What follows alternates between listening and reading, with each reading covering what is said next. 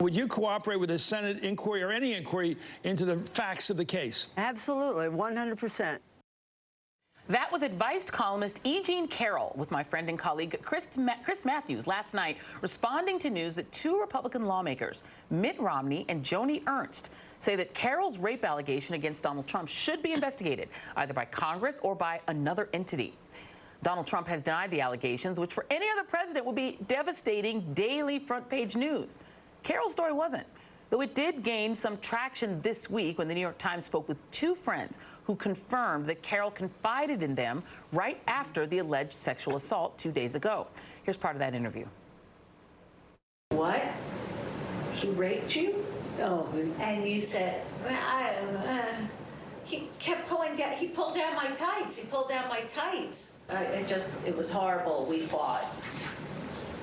And I said, let's go to the police. No. Come to my house. No, I want to go home. Right. I'll take you to the police. No. It was 15 minutes of my life. It's over. Don't ever tell anybody. I just had to tell you. Joining me on set, Morgan Fairchild, actor and activist, and Lisa Bloom, civil rights attorney. Thank you, ladies, for being here. And Morgan, this is my first time meeting you. It's great to meet you. The story originally did land on the cover of The New Yorker. E. Jean Carroll has a book out. She's not an unknown person. She's a famous advice columnist, so she's the highest profile accuser, I believe, of the 16 official accusers that we count in the news biz. There's 6 women who are accusing Trump of sexual assault. We can put those names up. It's E. Jean Carroll, Summer Zervos, Jessica Leeds, Kirsten Anderson, Jill Harth, and Natasha Stoynoff. And then there are 10 women who accuse him of inappropriate sexual contact. When this story landed in the New York Times, it was in the book section.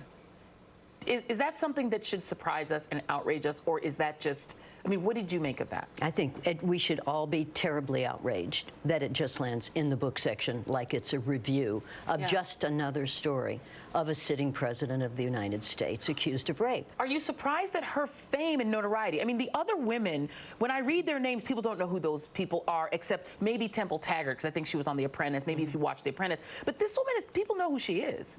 Did it surprise you that her fame didn't give her story more heft? I mean, how is this not a front page story all over America? Well, I think it is now. I think it's now gaining traction because she's well known and because the other two witnesses came out, the contemporary ladies that she told at the time. I think it is getting traction now, and it should be getting traction now. I mean, this isn't, oh, he groped me, oh, he tried to kiss me in an elevator. I mean, this is actual rape. Yeah, and you know, as somebody who represents women in this situation, Lisa, I know that you know that it's very difficult to put yourself in a position of then being attacked for the accusation, especially when you have a president that has like a cult of personality following who will come after you. Right. But the fame that E. Jean Carroll has does sort of inoculate her a little bit in that she's, or does it? Or, not really, no. And so, yes, I represent dozens of sexual harassment and sexual assault victims right now, and I represent Jill Harth, who you just showed, was the first one who very bravely came out in 2016 and accused Donald Trump of sexual assault, and she'd filed a lawsuit in the 90s about it. So that was corroborated. Listen, I represent Janice Dickinson against Bill Cosby. She's a celebrity. We've been fighting the case for 4 years, and it's a defamation case because when she came out with her story, he called her a liar. Right. And we won the first appeal 2 years ago. We're about to win the second appeal. E. Jean could do the same approach. So she wanted to get some legal redress because Trump essentially came out and called her a liar. Right. And so while the rape allegations may be time barred under New York statute of limitations, she could sue him for defamation if she wanted to do that. She could also go to the police, and the New York police will investigate claims even if they are time barred. She could also testify before the Senate. I also know E. Jean because I was in that world in New York about 10 or 15 years ago. She's a lovely person. She's a credible person. And as you say, she has two other credible people who are corroborating her story. And you know who else is well known? Donald Trump, right? Normally, a rape allegation against a sitting president would be a big deal. But in this case, look, let's be honest. We already know who he is. We already know how corrupt and morally bankrupt he is. We already know what a misogynist he is. I think that's why the press doesn't cover it too much. I think what's sad is the idea that raping someone could be priced into your celebrity. That people say, oh, that's just Trump. I find that I still have the capacity to be shocked. Well, I'm shocked by it, and I continue to be shocked by the fact that a lot of religious conservatives support him with all of these allegations. Now, whether they're proved in court or not, I mean, when you have enough, there's sort of a tipping point of, well, you know who this guy is, and yet you still want to set him up as a leader of the free world. Yeah. I mean, yeah, and I should we say won't even alleged get rape. into what's going on in Yeah, I'll throw alleged in there, Japan. but alleged rape, we have to say that. Let me play a little bit of E. Jean Carroll, because I did have the opportunity to interview her last weekend, and here she is, and she actually did not describe the assault as rape, but take a listen. You allege a sexual assault, a rape occurred. I don't use that word. Why not? I'm a writer, and I prefer the word fight.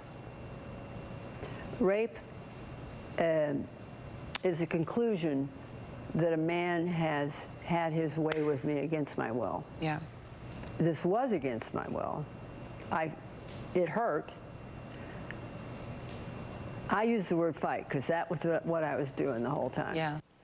Lisa, is that legally meaningful if the victim says, I don't want to use the term rape, but does the law care?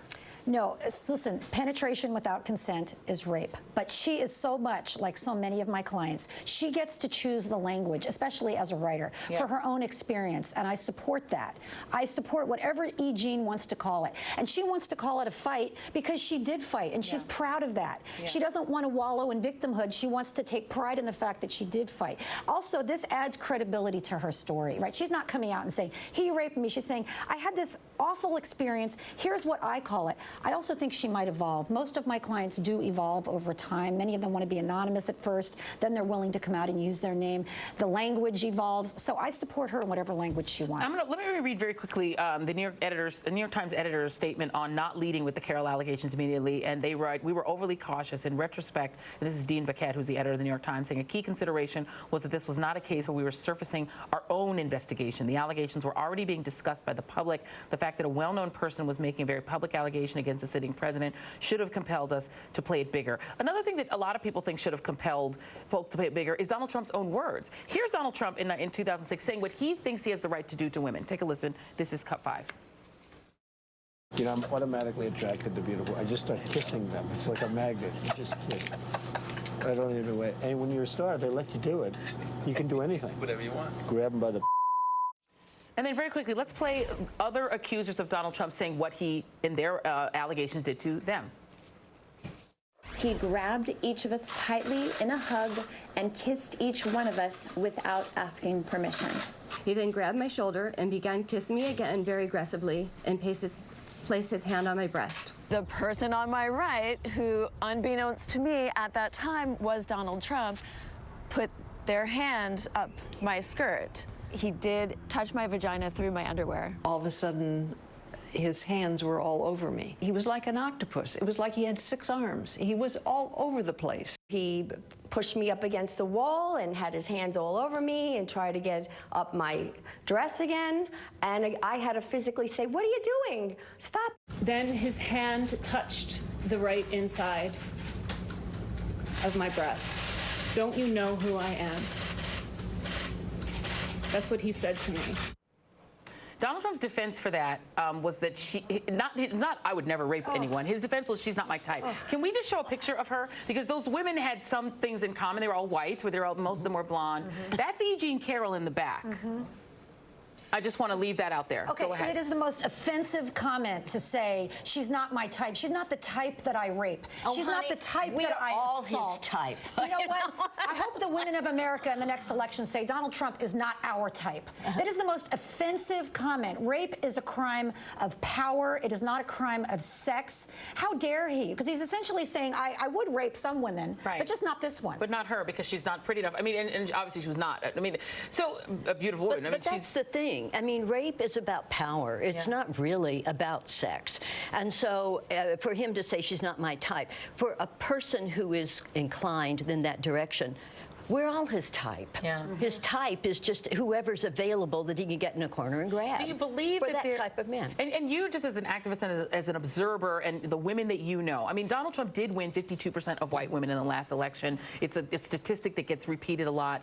Does this move voters? Do people then say, okay, this is enough. I mean, I know enough. Is there a point, do you think, women, if you know women who voted for him for whatever reason, that there's a tipping point when a story like this comes out where they say, I can't? Well, I think there can be a tipping point for a lot of women. And it's not just this, but also the children at the border. Oh, yeah, absolutely. I think there are a lot of women who are, I think it was 53% of white women voted for Trump. And I think you may see a lot of women recalibrating their vote, especially depending on who the Democrats pick. And I want to end by just talking a little bit about E. Jean Carroll, because you represent women like E. Jean. Once you tell your story, it's out there. Everyone now knows you for that. Yes. What is the coping process then? It's very difficult. Listen, we have tissue boxes in every corner of my office because it is very painful. And I have to tell my clients, when you come out publicly, people are going to come after you. The Trump people are going to come after you. Don't read comment sections. Stay away from social media. Yeah. It's extraordinarily painful. But you will also get a lot of love. And you will also feel empowered because, you know, just as in the LGBT movement, we say that a closet is a coffin and it's toxic. When you come out with your secrets, it's very empowering when you stand up. And I hope women will stand with E. Jean and give her love and support to combat that hate. And the Me Too movement exists to give women that strength. Well, Go ahead, I think that's the thing. I've seen interviews now where she said that she's very hopeful because of the support she's gotten. And I know as soon as this story broke, I tweeted that I believed her, and you know that I stood behind her. Yeah. So. Having met her, she's a tough lady. She's a tough she lady. Needs to be. She is a tough lady. Two great women. It's so great to have these two ladies on the set. We're so happy to see you. I'm going to get Morgan Fairchild. Congrats on Thank you very much, Morgan Fairchild, Lisa Bloom. We have so many selfies on, but we'll take another one. Okay, thank you very much. And coming up.